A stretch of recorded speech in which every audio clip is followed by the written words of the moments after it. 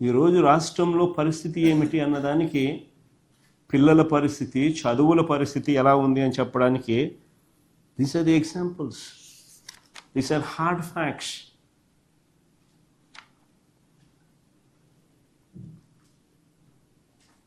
ఇంకో అడుగు ముందుకేద్దాం. ఈ ప్రభుత్వానికి ఇంకో మాయరోగం వచ్చింది. ఆరోగ్యశ్రీని పూర్తిగా ఎత్తేసినారు.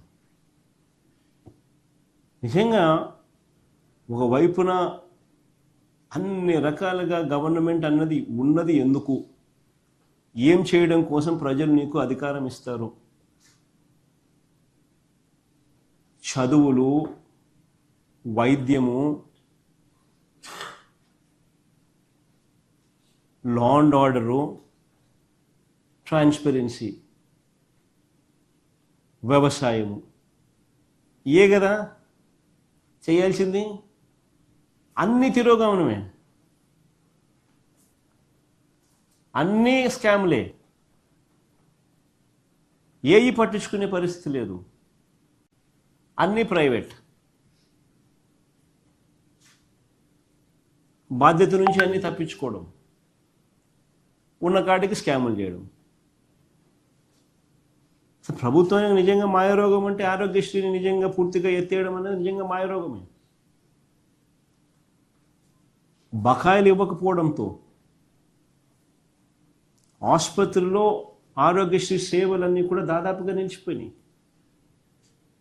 నెట్వర్క్ హాస్పిటల్స్లో ఆరోగ్యశ్రీ సేవలు ఆల్మోస్ట్ నిలిచిపోయినాయి బకాయిలు ఇవ్వకపోవడంతో. మామూలుగా ఆరోగ్యశ్రీ నడపడానికి నెలకు 300 కోట్లు అవుతుంది. 18 months ఇంటూ 300 కోట్లు అంటే 5,400 కోట్లు. ఇచ్చింది ఎంత అని చూస్తే కేవలం ఈ మధ్యకాలంలో నేను గురించి ఎక్కువ మాట్లాడి వాళ్ళు స్ట్రైకులు గీకులు అంతా చేస్తారంటే ఇచ్చిందంతా మొత్తం చూస్తే 1,800 కోట్లు. 3,600 కోట్లు బకాయిలు పుట్టి ఆరోగ్యశ్రీ. నెట్వర్క్ హాస్పిటల్స్కు ఇవ్వాల్సినది 300 ఇంటూ 18 అని అంటే 5,400 కోట్లు ఆరోగ్యశ్రీకి ఖర్చు అయ్యేది. ప్రభుత్వానికి ఖర్చు అయ్యేది, ఆరోగ్యశ్రీకి ఖర్చు పెట్టాల్సింది. అట్లాంటిది కేవలం 1,800 కోట్లు ఇచ్చేసరికి 3,600 కోట్లు బకాయిలు ఇంతవరకు. చివరికి మొన్న సమ్మెకు దిగిన నెట్వర్క్ హాస్పిటల్స్ అందరూ కూడా సమ్మె దిగిపోతూ వాళ్ళకి ఇచ్చిన మాటకు కూడా ఇంతవరకు దిక్కులేదు. సమ్మె దింపేసినారు, ఆ తర్వాత మాట కథ దేవుడు ఎరిగిన వాళ్ళ పరిస్థితి అంతే. నిజంగా పేదలకు ఆరోగ్య భద్రత లేని పరిస్థితి. 104, 108 కూడా స్కామ్గా మార్చేసినారు. 5 కోట్లు నెట్వర్త్ లేనివానికి ఇచ్చినారు 104, 108. మన తెలుగుదేశం ఆఫీస్లో డాక్టర్ల సెల్ అధ్యక్షుడు అంటాడు. కనుక్కోండి మీరే, స్కామ్ కాకపోతే ఏందో మనం రాయండి.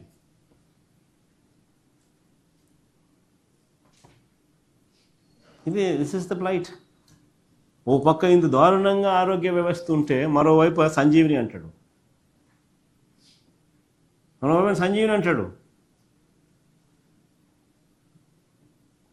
అది ఇంకో డ్రామా. ఇలా ఓవైపున ఆరోగ్యశ్రీని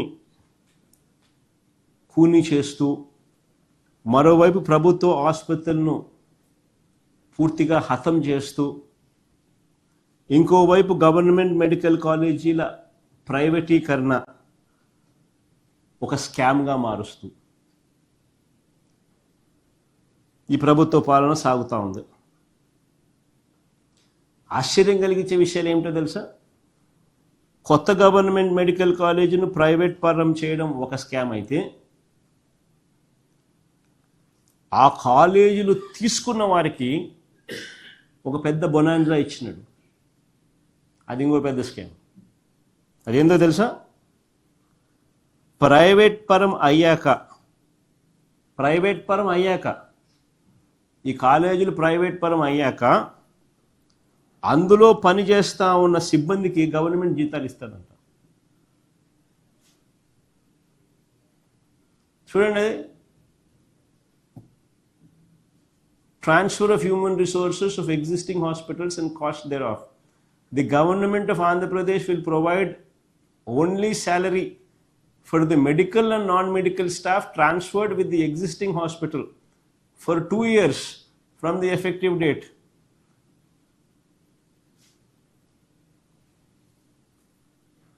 ఒక్కో టీచింగ్ హాస్పిటల్లో మామూలుగా నెలకు ఒక 550 బెడ్ హాస్పిటల్ 550 బెడ్ హాస్పిటల్ ఎంత ఖర్చు అవుతుంది అని చెప్పి చూస్తే approximately 5 to 6 crores per month ఖర్చు అవుతుంది సాలరీస్. అంటే సంవత్సరానికి 60-70 కోట్లు, 2 ఏళ్లకు 140 కోట్లు, 120 నుంచి 140 కోట్లు 2 ఏళ్లకు ఈయన ఇస్తున్నాడు. అంటే ఆశ్చర్యం ఏంటంటే ఇది గవర్నమెంట్ భూమి, గవర్నమెంట్ బిల్డింగులు, గవర్నమెంట్ స్టాఫ్, గవర్నమెంట్ జీతాలు, కానీ ఓనర్స్ ఏమో ప్రైవేట్ వాళ్ళు.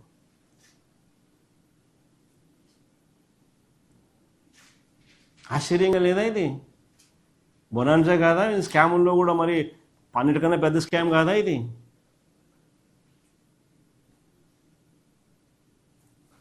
గవర్నమెంట్ భూమి, గవర్నమెంట్ బిల్డింగులు, గవర్నమెంట్ స్టాఫ్, గవర్నమెంట్ జీతాలు, కానీ ఓనర్లు ఏమో ప్రైవేట్ వాళ్ళు.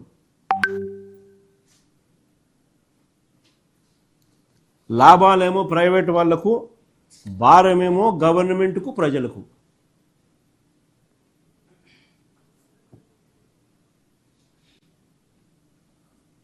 This is GO number 847.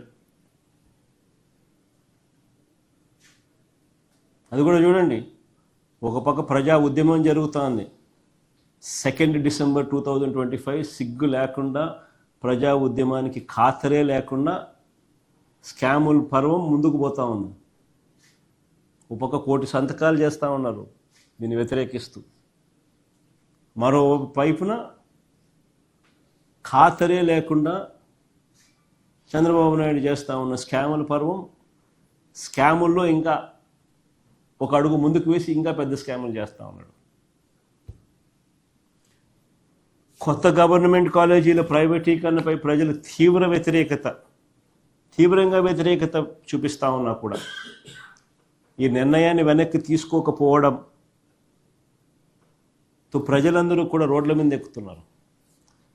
175 నియోజకవర్గాల్లో మా పార్టీ ఇప్పటికే భారీ ర్యాలీలు ప్రజల తరపున, ప్రజలతో కలిసి ప్రజల గొంతుకను ఇప్పటికే వినిపించడం జరిగింది. 1 కోటి మందికి పైగా సంతకాలు పెడుతూ ఈ ఉద్యమానికి పెద్ద ఎత్తున ప్రజలు సంఘీభావం తెలుపుతా ఉన్నారు. ఇప్పుడే నిన్ననే గవర్నర్ గారి దగ్గర నుంచి కూడా డేట్స్ కన్ఫర్మ్ అయినాయి. కాబట్టి ఈ నెల 10వ తారీఖున ప్రజలు చేసిన ఈ సంతకాల పత్రాలు ప్రజలకు, మీడియాకు, అందరికీ కూడా ఆయా అసెంబ్లీ సెగ్మెంట్లలో డిస్ప్లే చేసి ప్రజలకు, మీడియాకు చూపించి ఈ నెల 10వ తారీఖున నియోజకవర్గ కేంద్రాల నుంచి జిల్లాలకు పంపడం జరుగుతుంది. 10వ తారీఖున 13వ తారీఖున జిల్లా కేంద్రాలలో ర్యాలీ చేసి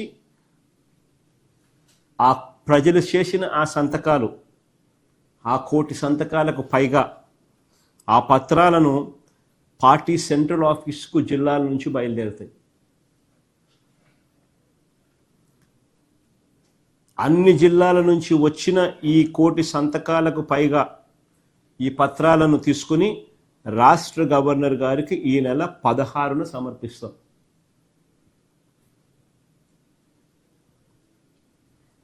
ఈ నెల 16న రాష్ట్ర గవర్నర్ గారికి చెప్పడము, చూపించడము 2 చేసిన తర్వాత ఈ పత్రాల ద్వారా హైకోర్టులో పిటిషన్ కూడా వేస్తాం.